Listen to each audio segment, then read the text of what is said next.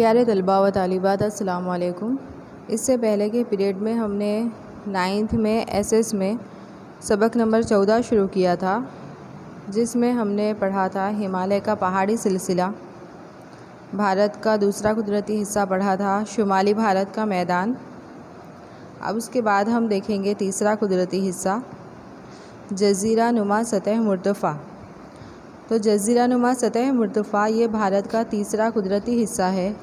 वो ज़मीन जो पहाड़ से नीची हो और ज़मीन से ऊंची हो, यानी टेबल जैसी शक्ल की नज़र आती हो, उसे सतह मुर्तफ़ा कहते हैं। अब जज़ीरा नुमा सतह मुर्तफ़ा इसलिए कह रहे हैं क्योंकि सतह मुर्तफ़ा का जो इलाका है वो भारत के जनूबी हिस्से में है और भारत का जनूबी हिस्सा जज़ीरा नुमा है, यानी तीन जानिब पानी से घिरा हुआ है, इसलिए उसे जज़ीरा नुमा सतह मुर्तफ़ा कहा जाता है। तो जज़ीरा नुमा सतह मुर्तफ़ा को दो हिस्सों में तकसीम किया गया है, एक मालवा की सतह मुर्तफ़ा और दूसरा है दक्कन की सतह मुर्तफ़ा। तो मालवा की सतह मुर्तफ़ा में अरवल्ली के पहाड़ी सिलसिले हैं। अरवल्ली का पहाड़ी सिलसिला राजस्थान से लेकर गुजरात तक फैला हुआ है। अरवल्ली के पहाड़ी सिलसिले की सबसे बड़ी चोटी गुरु शिखर है और इसी पहाड़ी सिलसिले में माउंट आबू जैसा हवाखोरी का मकाम भी आया हुआ है, जो कि राजस्थान में है। तो अरवल्ली का जो पहाड़ है वो पूरी दुनिया का सबसे पुराना पहाड़ माना जाता है और भारत का भी सबसे पुराना पहाड़ माना जाता है। अरवल्ली के पहाड़ी सिलसिले से 4 नदियाँ निकलती है, मही, साबरमती, लूनी और ब्यास, जिसमें से मही और साबरमती खलीजे खंबात में चली जाती है और लूनी और ब्यास ये दो नदियाँ कच्छ के रेगिस्तान में जाकर गायब हो जाती है, यानी ये दो दरिया किसी भी दरिया में नहीं मिलते हैं, इसलिए इन नदियों को कुंवारी नदियाँ भी कहते हैं। इसी तरह अरवल्ली के पहाड़ी सिलसिले के जनूब में विंध्याचल की टेकरियाँ आई हुई है, यानी विंध्याचल का पहाड़ी सिलसिला है जिसमें से 3 दरिया निकलते हैं, चंबल, बेतवा और श्रवण। अब चंबल और बेतवा जो है वो जमुना में जाकर मिल जाते हैं और श्रवण जो है वो गंगा में मिल जाता है। तो ये नदियों के बहाव से पता चलता है कि मालवा की सतह मुर्तफ़ा की जो ढलान है वो शुमाल की तरफ है, क्योंकि ये दरिया शुमाल की सिमत में जा रहे हैं। मालवा की सतह मुर्तफ़ा में मशरिक़ में राजमहल की टेकरियाँ हैं और छोटा नागपुर की सतह मुर्तफ़ा भी मालवा में ही आई हुई है। उसके बाद है दक्कन की सतह मुर्तफ़ा। दक्कन यानी कि जनूब की सतह मुर्तफ़ा। तो मालवा की सतह मुर्तफ़ा के जनूब में यानी कि दक्कन की सतह मुर्तफ़ा में सतपुड़ा पहाड़, महादेव और मेकल की टेकरियाँ आई हुई है। सतपुड़ा पहाड़ से तापी नदी निकलती है जो महाराष्ट्र, मध्य प्रदेश और गुजरात में होते हुए बहरे अरब में चली जाती है। दक्कन की सतह मुर्तफ़ा में 2 घाट है, एक मशरिकी घाट और दूसरा है मगरिबी घाट। तो मशरिकी घाट में जो टेकरियाँ है वो अलग अलग जगह पर अलग अलग नाम से जानी जाती है, जैसे कि महाराष्ट्र से लेकर कर्नाटक तक जो टेकरियाँ आई हुई है उनको सह्याद्री की टेकरियाँ कहा जाता है।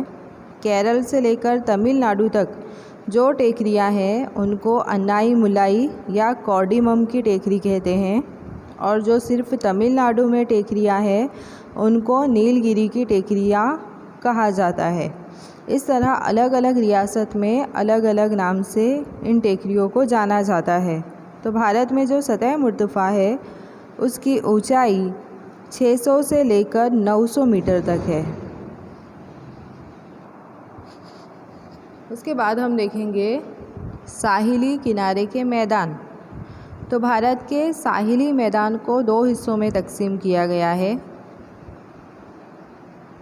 एक मशरिकी भारत का साहिली मैदान, दूसरा है मगरिबी भारत का साहिली मैदान। तो मगरिबी भारत का जो साहिली मैदान है वो गुजरात से लेकर केरल तक है और मशरक़ी भारत का जो साहिली मैदान है वो ओडिशा से लेकर तो तमिलनाडु तक फैला हुआ है। अब ये जो साहिली मैदान है, जो साहिली किनारे हैं, उनको भी अलग अलग जगह पर अलग नाम से जाना जाता है। जैसे कि गोवा से लेकर केरल तक का जो साहिल है उसे साहिल मलबार कहते हैं। आंध्र प्रदेश से लेकर तमिलनाडु का जो साहिल है उसे कोरोमंडल कहते हैं। और ओडिशा से लेकर आंध्र प्रदेश तक जो साहिल फैला हुआ है उसे शुमाली सिरकार का साहिल कहते हैं। उसके बाद देखेंगे मजमे जज़ाइर यानी जज़ीरों का मजमुआ। तो भारत में कई मजमे जज़ाइर वाक़े हैं, जिसमें अंडमान निकोबार और लक्षद्वीप ख़ास है। तो लक्षद्वीप में कई छोटे जज़ीरे आए हुए हैं और लक्षद्वीप के जो जज़ीरे हैं वो बहरे अरब में वाक़े हैं, जिसकी शक्ल घोड़े की नाल जैसी है और इस किस्म के जज़ीरे को इटोल कहते हैं।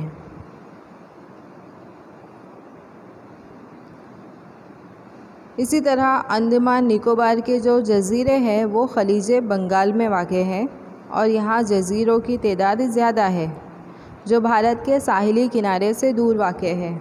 अब इनमें से कई जज़ीरे ऐसे हैं कि जो आतिश फ़िशा के अमल से बने हुए हैं। आतिश फ़िशा यानी कि जो ज्वालामुखी होता है उसके अमल से बने हुए हैं, आग से बने हुए हैं। ये जज़ीरे 350 किलोमीटर के इलाके में फैले हुए हैं। तो अंडमान निकोबार जज़ीरे में जो मीरन नाम का जज़ीरा है वो आतिश फ़िशा से बना हुआ है। इस तरह भारत की तबई साख्त में तनु नज़र आता है, यानी कि ज़मीन की शक्ल में फ़र्क नज़र आता है। हर हिस्से की अपनी एक अलग ही खुसूसियत है, फिर भी तमाम इलाके एक दूसरे से जुड़े हुए हैं और मुल्क की तरक्की में सभी का हिस्सा अहम है और जंगलाती वसाइल के लिए कारआमद भी है। इसी तरह शुमाल के ज़रख़ेज़ मैदान को अनाज का गोदाम कहा जाता है।